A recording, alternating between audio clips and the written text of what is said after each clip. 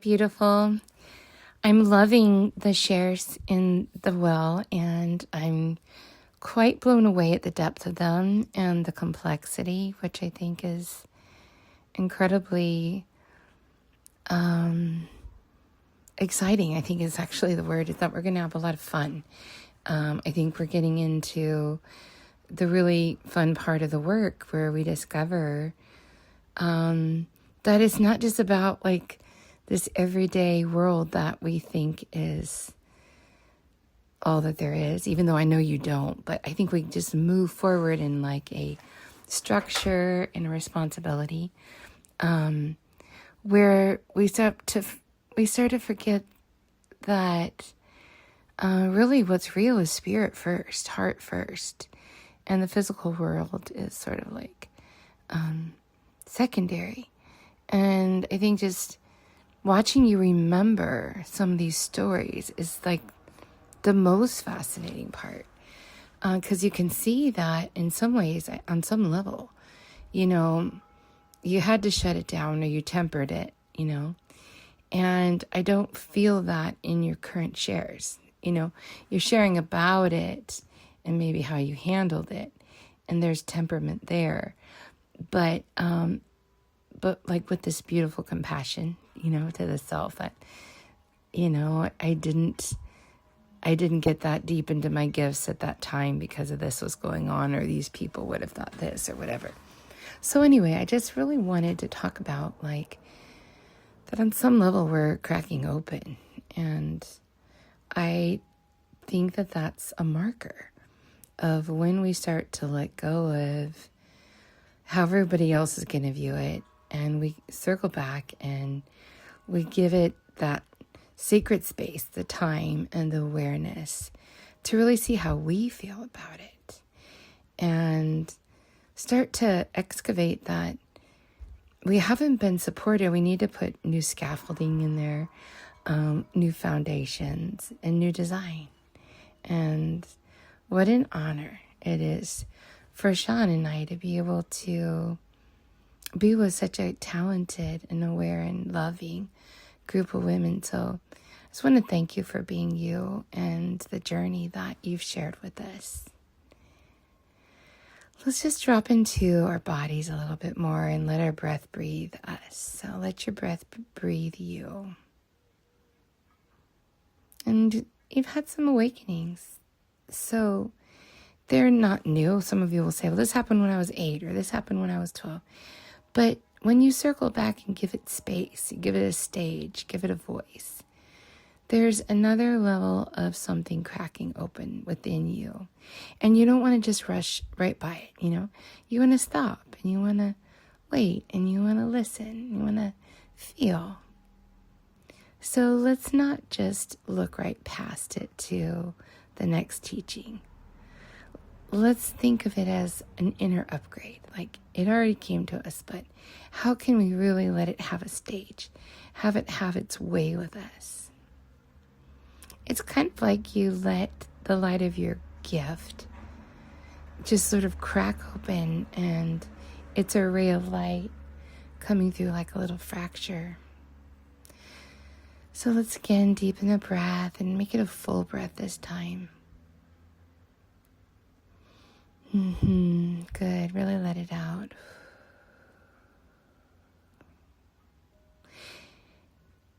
And just feel something. And don't use your mind, but just feel what loosened in me this week. Where did I cut the straps of the bondage off?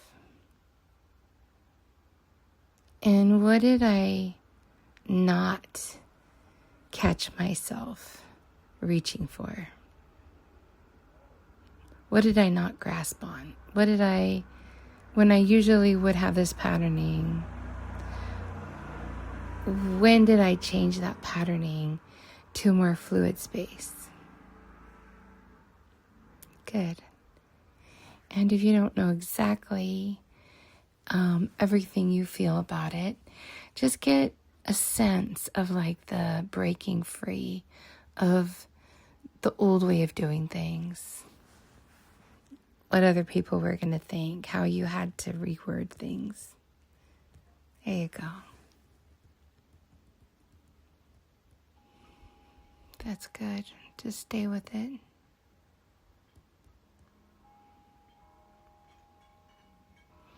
So, do you feel like how we go into that stillness? And we're talking about being open, so you're going to open. That there's actually a new frequency landing in your nervous system.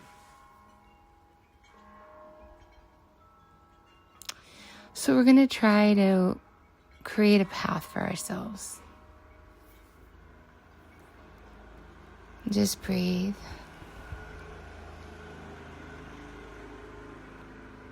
And who would I be if I lived from this relaxed state of perceiving instead of maybe the shut down space or walled off space that I've been in? How would your weight feel? How would your mirror reflection feel? How would your happiness feel if you just let it go and let it flow? And there was no structure, but there was the trust that you're going to use your gifts wisely.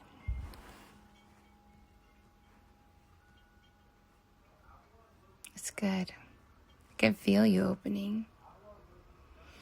So we're moving from the loosening of the tightness to a receiving state, an opening state.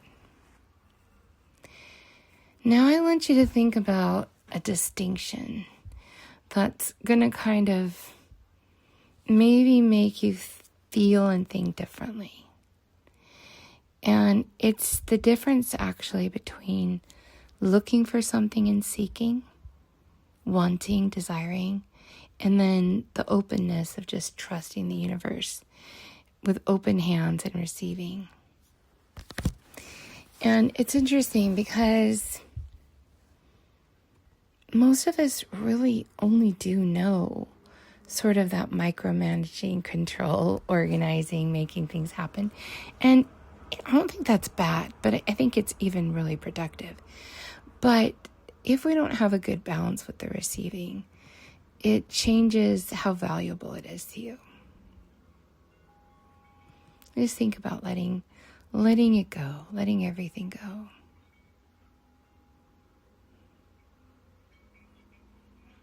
There's nothing you have to chase or look for or seek. You just can't do it because you can't make it happen, right? It's like only God can make it happen. So it's that trust that the universe is going to do more opening with you through receiving than you're going to be able to do for yourself by grasping, clenching, or, just fierce focus. I'm totally into fierce focus. But if we're doing it to the point where we're losing balance, which a lot of us do, we're overachievers, a lot of us. But if you can kind of say, I already am. I'm in full receivership of divine supply. And so it feels more like a fun readiness instead of like a desperate state, right? And that's a more profitable, prosperous, and I think just generally lucrative place to be from, because a lot of times we don't really know exactly what we want, but if we can line up our lives, like love our body, love ourselves, love our relationships, love the land, love the sea, love nature, just show up, right? You're going to find that your needs are kind of met, so you just are. And then when you're just in that state of, I am, you're not trying to go outside of yourself because you have to come from lack and think you're not or you don't have it. You just think, I'm going to get everything I need as I need it. And that's the difference between, the dysfunctional part of like seeking and the real glorious part of receiving, which might have started in seeking too, but you just have a better relationship with it. And just breathe in what that feels like.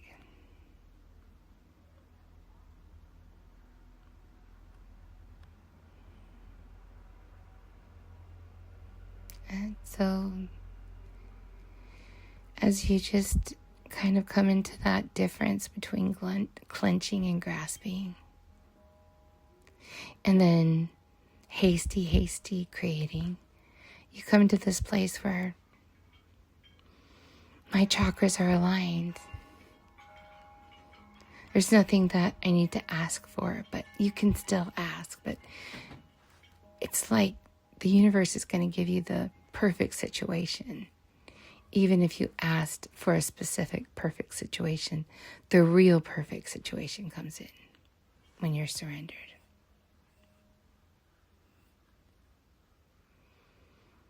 And we're going to take it to another level. And this level is you're really coming back into your body. And this is a very important part of receivership. Because for me, it's been hard to be in my body and have all my gifts. Do you relate to that? I mean, do you think that's kind of where we started today, is that it wasn't safe? It wasn't safe for you to be full into your gifts. But if you kind of just start to trust, or really start to trust God, then I think what we move into as a place is like open-heartedness. And in that open-heartedness, I feel like God just fills us up with grace. And there's so much more available because it's always more than you know to ask for when you can move into that receiving space. And just feel your body drop down more.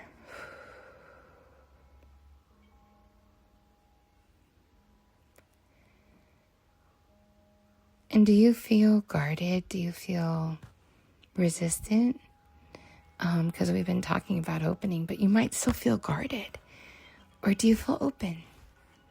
Did the thought about letting things go to explore your gifts make you feel safer? Or did it make you feel like, I don't know, still a little screened off, like, it's fine to do it a little bit, but I don't want to live from that place. I don't know. What do you feel? Like for me, I had to live from this place. It's the only option. The other option of not living fully in my gifts would have been something that felt fake and contrived. So I had to do that. So when you go into that spot in your body, and you can have a conversation with yourself when you see the difference between like what is forced and what is open, you can actually go and locate the places that you just don't need the protection anymore. And you didn't even realize how much you might have sealed it off. So where's that right now? There you go. And you can just tell it to your body, I don't need this anymore. I want to move into a state of receivership. And you can say, we got this together. Like it kind of becomes a partnership with yourself, a softening. And then you just ask your body to let it go, and it might not be able to yet. But the beautiful thing is that you're going to see it will find its way. Like maybe you'll jump in the water. Maybe you'll go on a walk. Maybe you'll have a great conversation. And you just notice that your body changes. But the main thing is to really start to build a relationship with where you've shut yourself down and where you've let yourself be open. And in the places that you're shut down, you're going to find that there was a lot of like input from you. There's like a seeking. You were controlling your gifts. Even if you don't think you were, you might just think you abandoned them. But the truth is you're really controlling them. And when you move into a place of like, I receive, like my gifts come from God, I don't need to protect myself, God protects me, then you can feel your body just drop. So in the next few days, next few hours, I think I wanted you to just sort of come back and just say, where do I contract and where do I feel open? And just talk to yourself when you feel contracted. Ask yourself, why do you feel contracted? Where did you not feel safe? And how does this relate to you really being 100% of who you've wanted to be but didn't know how to become it? And then where you feel open, ask yourself, how can I create more of this? Do I need to surrender? Do I need to pray? Do I need to ask God to just fill me? But you'll know. You're going to know. And I want to continue this because it's really important. It's kind of the difference between being unburdened and then being in total acceptance of your gifts. They either burden you or they set you free. So what do you think? Share with me. All right. Can't wait to hear from you in the well. I'm going to go to the well now and check you out.